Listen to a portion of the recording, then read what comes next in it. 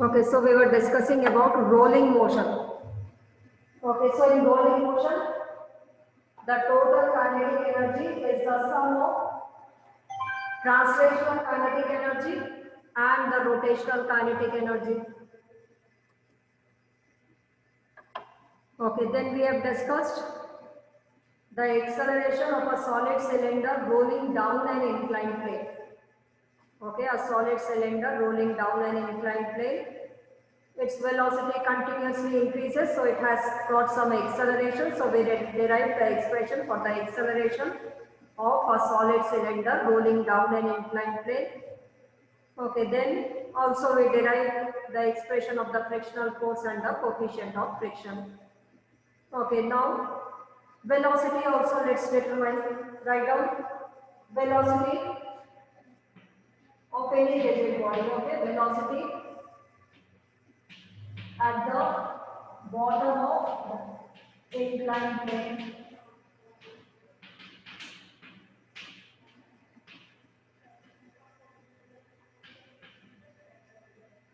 Okay, when a rigid body is rolling. Okay, for rolling motion we are discussing. Okay, let's find out the velocity at the bottom of the inclined plane of any rigid body which is rolling down an inclined plane. So for rolling motion, we'll find out the expression of the velocity.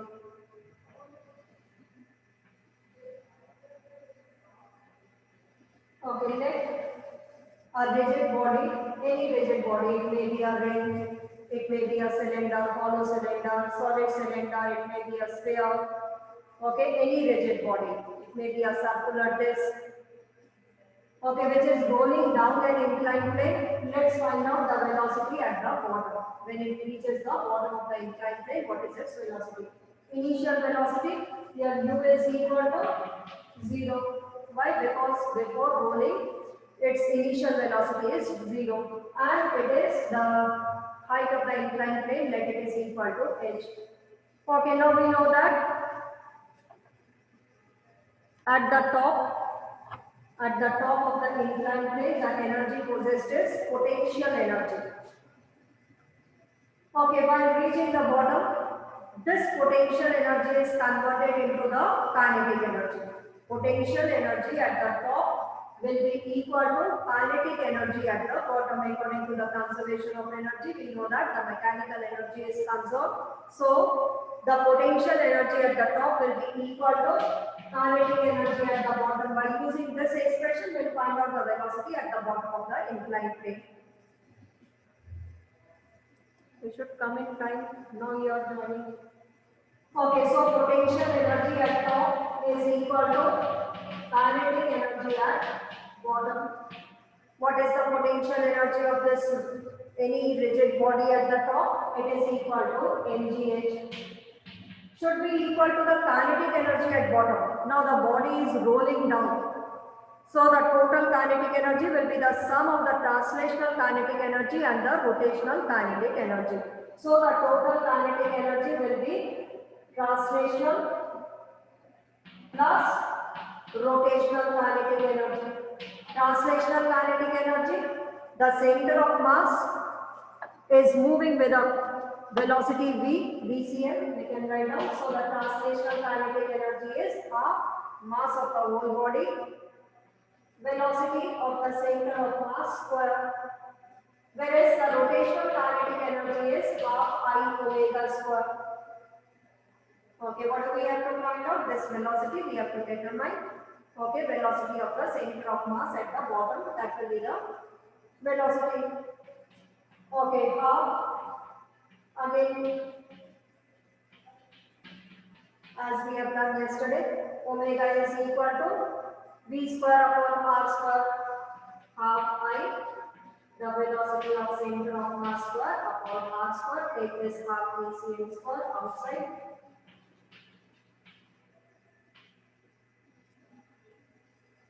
Inside the bracket 1 plus half we have taken m, so we will multiply by m, we will divide it by m, so I upon mr square is equal to mgh.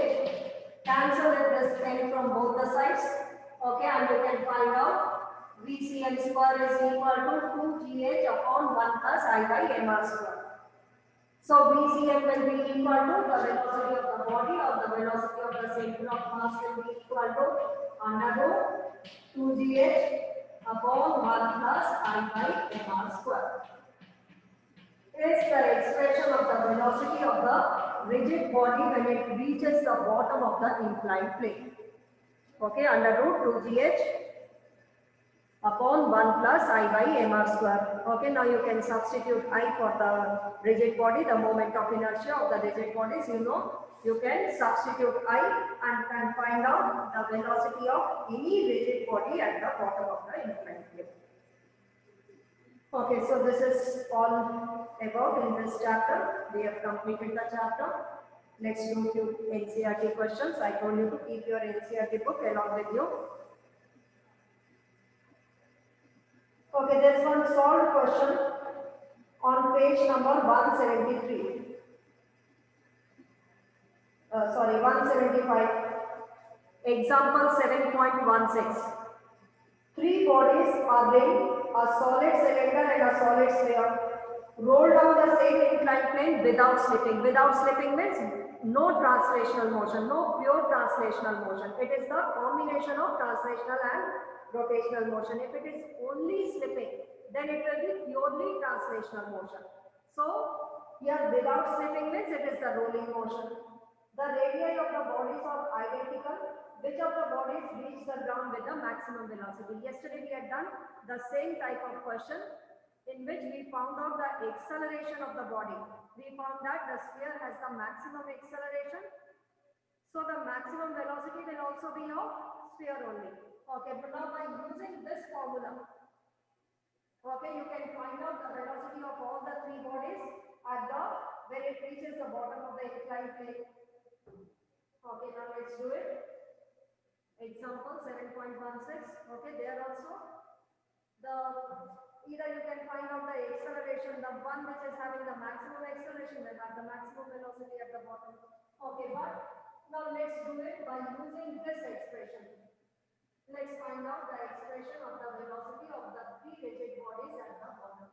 The first body is a ring,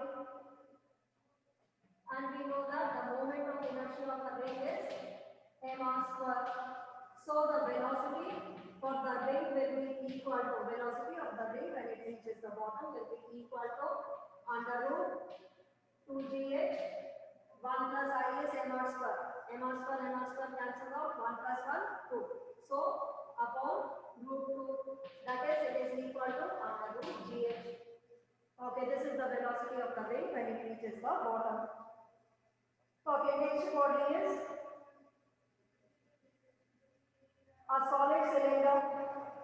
Okay, for a solid cylinder, we know that the moment of inertia for a solid cylinder is half mr square.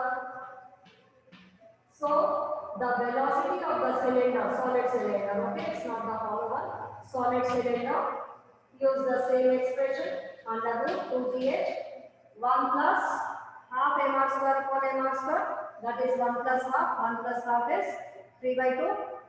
Okay, 2 plus 1, 3 by 2. So under root 2 by 3. Okay, so under root 3 by 2. So this you can write down as 4 upon 3 under root gh.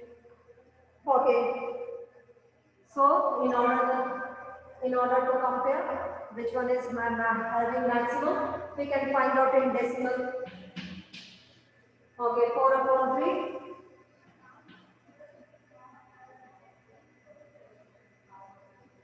Okay, 3 on 3. 1.3 gh. Now the third body is the solid sphere. We know that the moment of inertia for a solid sphere is 2 by 5 mr square. Let's find out the velocity of sphere when it reaches the bottom. Use the same expression under root 2gh plus 1 plus 2 by 5 mr square upon mr square, that is 1 plus 2 by 5. Okay, 5 plus 2, 7 by 5. 5 goes up. So under root 10 by 5. So how much is it? Sorry, under root 10 by 7. Okay, 5 plus 5, 7. 5 plus 2, 7. So under root 10 by 7. Okay, this you can find out. How much is it? 7 number 7. 30.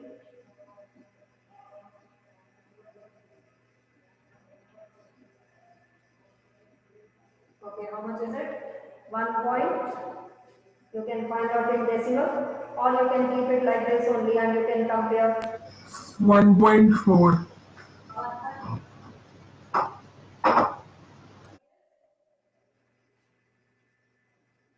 Is it okay? Is it correct?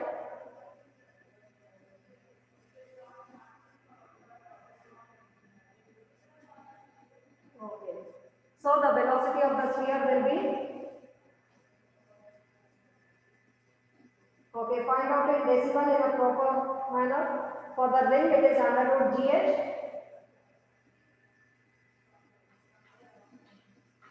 Okay. 1 for spare it is 1.4 maybe. Okay. 7 on the 7. So 30, 7 4 are 28. Yes. Correct. 1.4 under root GH.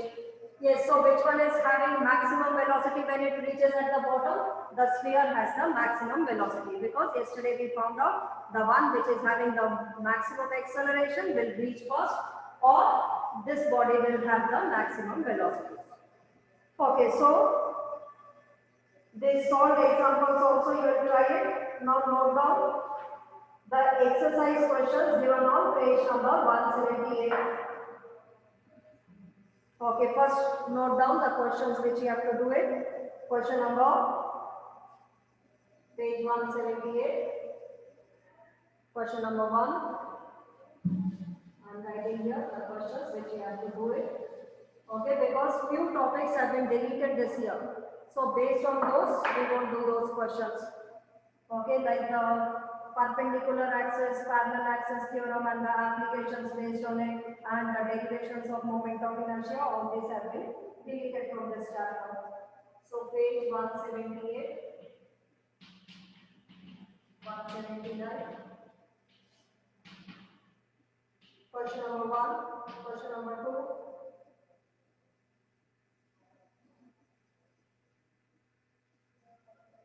okay, then question number 4 is the same thing which we have done in vector product already done, so no need to do it again.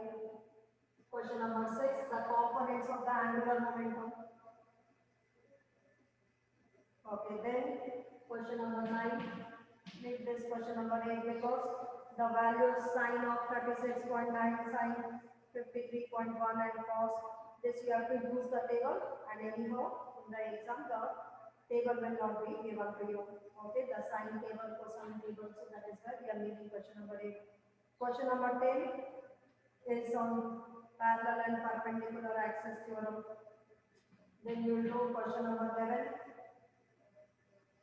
12, 13, 14, 15, 16 also, 17, 18,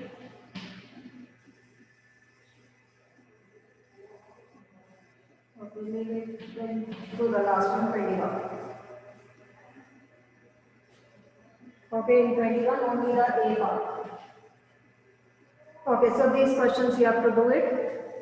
Okay, try it. Let's discuss few questions over here.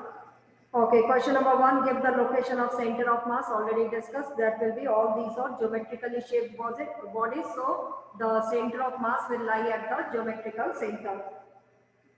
Okay, question number 2, in the HCl molecule, the separation between the nuclei of the two atoms is about 1.27 angstrom.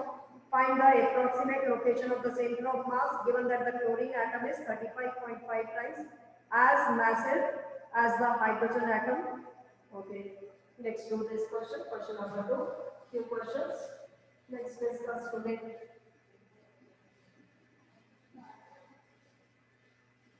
Okay, in the HCl molecule, like this is hydrogen, chlorine. Okay, suppose you consider this to be at the origin. That is, its x coordinate is 0. So what will be the x coordinate for the cell? Like this is at the origin, that is 0. So this will be how much? 1.27 angstrom. So what is its coordinate? X coordinate is 1.27 angstrom. Let the mass of hydrogen, let us assume to be 1. And given that the mass of chlorine is 35.5 times heavier than it. So the mass of chlorine will be equal to 35.5. Okay, either you can consider it to be x, then this will be 35.5x. Okay, anyway you can do it. Okay, now here you have to find out approximate location of the center of mass of the molecule. You have to find out the center of mass. Now these are the two particles. We know that the x coordinate of the center of mass will be, okay, this is the x coordinate of the center of mass, m1 x1 plus m2 x2 upon m1 plus m2 m1 x1 plus m2 x2 upon m1 plus m2. Here m1 is mass of hydrogen, m2 is mass of chlorine, x1 is 0, x2 is 1.27 angstrom. You can substitute and can find out the x coordinate of the center of mass. That is m1 x1 0, m2 x2 35.5 into x2 is 1.27 angstrom upon m1 plus m2 35.5 plus 1. This will be equal to 36.5. Okay, so this much calculated you will get it in angstrom. Why? Because this x2 we have substituted in angstrom. Okay, then question number 6, find the components of the xyz. Okay, for the components of angular momentum. P is having px, py, pz. So here we have to find out nx, ny, nz by the determinant method. Okay, like we have done the expression of angular momentum in Cartesian coordinates. Okay, so here we will get it nx, ny, nz, all three components. We have done it. Okay, when we were discussing the angular momentum in Cartesian coordinates. Okay, by the determinant method, r is equal to xi plus yj plus zk cap, and p is equal to pxi cap plus py j cap and pzk cap, and by the determinant method you can find out this lx, ly and lz. Okay, then question number 9. A car weighs 1800 kg. The distance between its front and the back wheels is 1.8 meter. The center of gravity. Okay, now what do you mean by center of gravity? Where the whole weight of the body is supposed to be concentrated. Okay, where the whole mass of the body is supposed to be concentrated, that is called as the center of mass. And where the whole weight of the body is supposed to be concentrated, that is called as the center of gravity. Okay, for geometrically shaped figures or for not for very extended bodies, the center of mass and center of gravity will be at the same location, will be at the same point. Okay, so few questions, you will try it. Let me see, because only 10 minutes are left. So let's do some important questions over here. Okay, question number 11. Torques of equal magnitude are applied to a hollow cylinder and a solid sphere. Both having the same mass and radius, the cylinder is free to rotate about its center axis. Which of the two will acquire a greater angular speed? Okay, angular speed, that is omega, you have to find out. Torques of equal magnitude is applied to a hollow cylinder and a solid sphere. That is torque for a hollow cylinder. This is hollow cylinder is equal to torque for a solid sphere.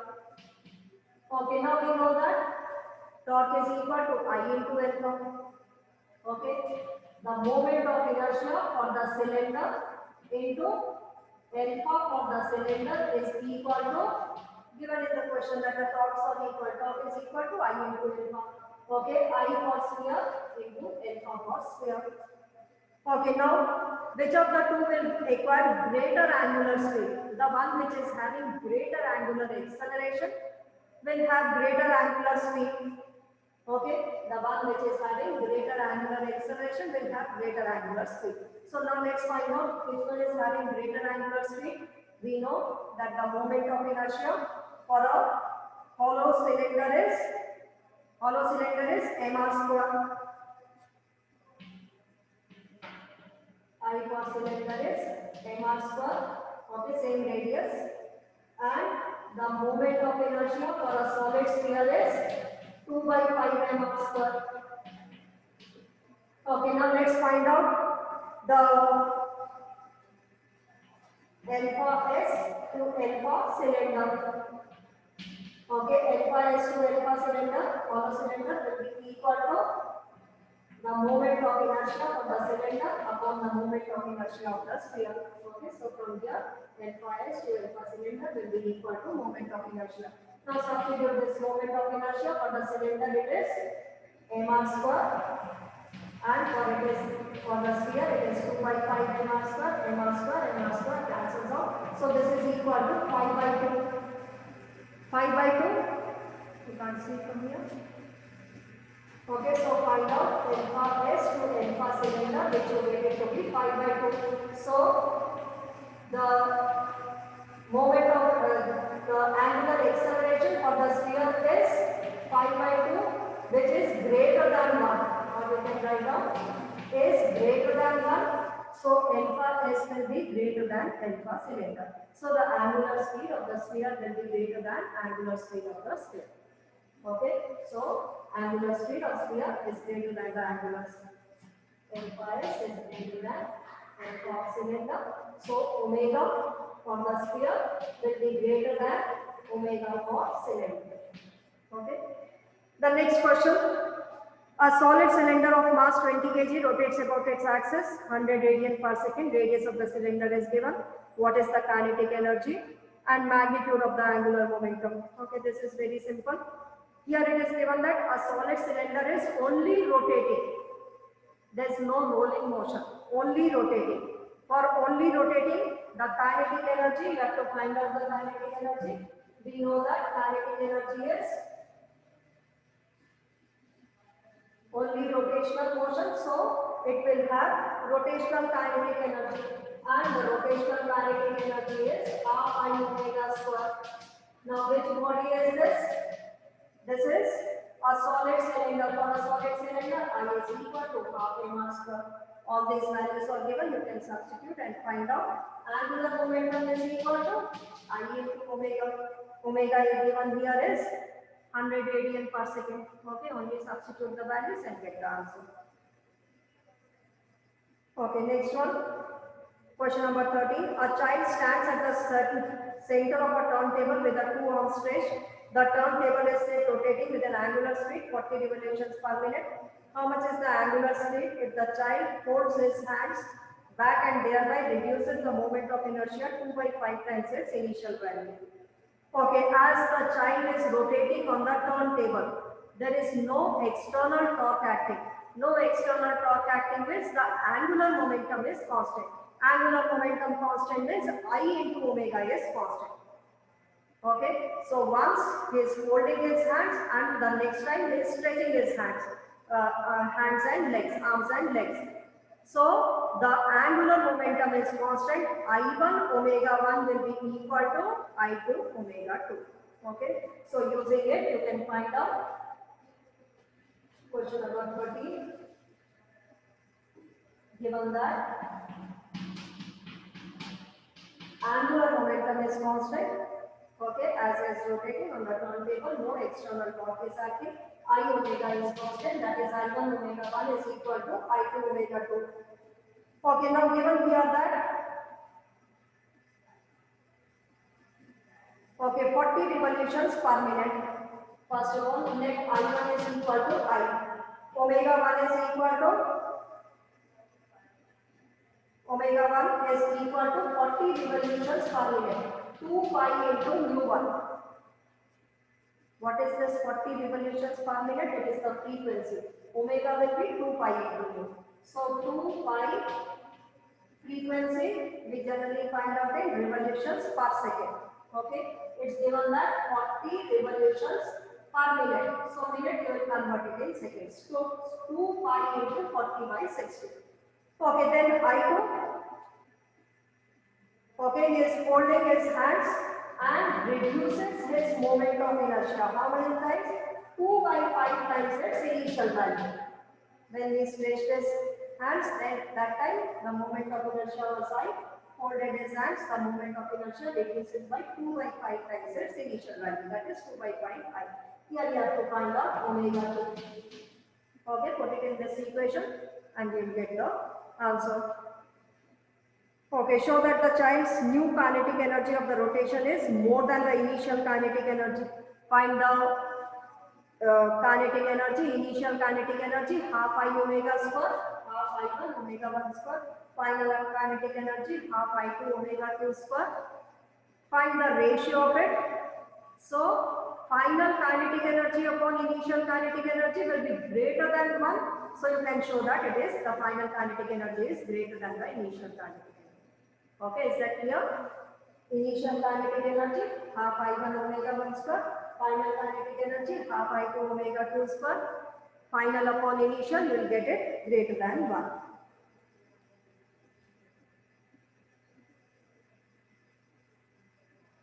Okay, let's do question number 18. A solid sphere rolls down two different inclined planes of the same height but different angles of inclination. Will it reach the bottom with the same speed in each case? Will it take longer to roll down one plane than the other? If so, which one and why? Okay, now there is a solid sphere. The rigid body is the solid sphere. It is rolling down two different inclined planes. Same height but different angles of inclination.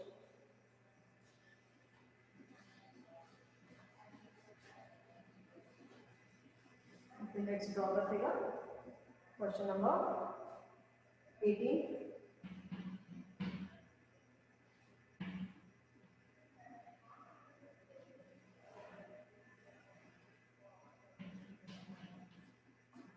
As you can see here, theta 2 is greater than theta 1. Okay, this angle. Now, a solid sphere, two identical solid spheres are rolled down from the top. They reach the bottom, rolling down. Okay. Now, what will be the velocity at the bottom? What will be their velocity at the bottom? That is which sphere? Both are identical spheres. Okay, which sphere will have greater velocity at the bottom? One question of the same type we have done in laws of motion also, that there the body was sliding down, different inclinations. Here the body is the same, but here it is rolling down. So solid sphere, two identical solid spheres rolling down, different inclined planes. Okay, the inclination is different. Which one will have a greater velocity? You can unmute and give your answer. It's of the same And type. theta 2 plane. Greater velocity. We have found the expression of the velocity when it reaches the bottom. Expression for the velocity is under root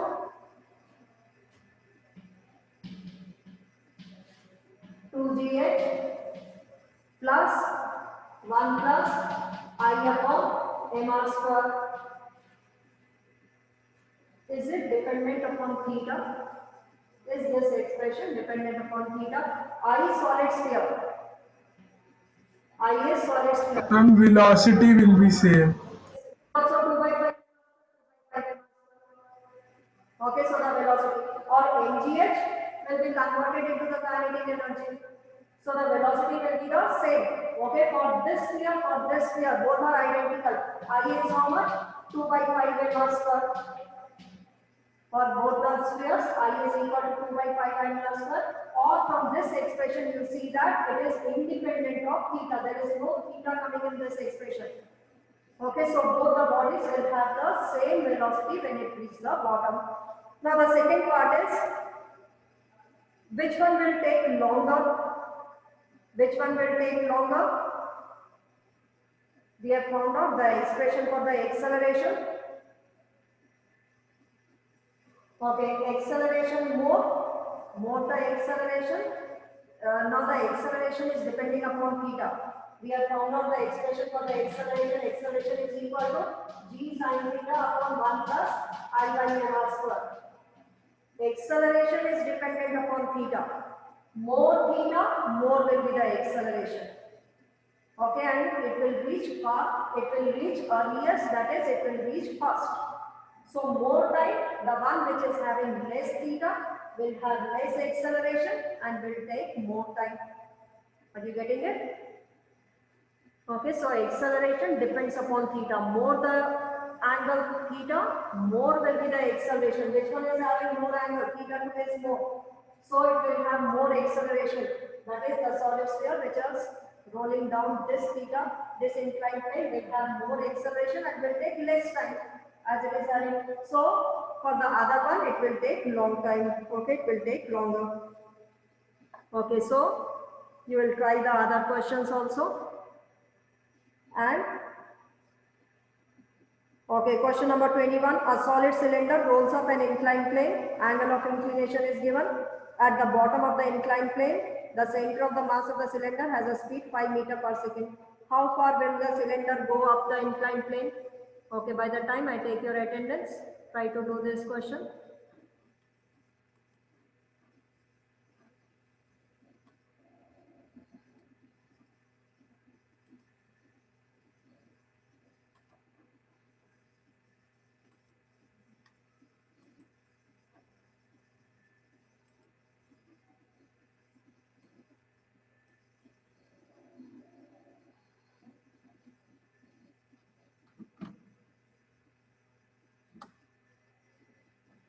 Yes, try.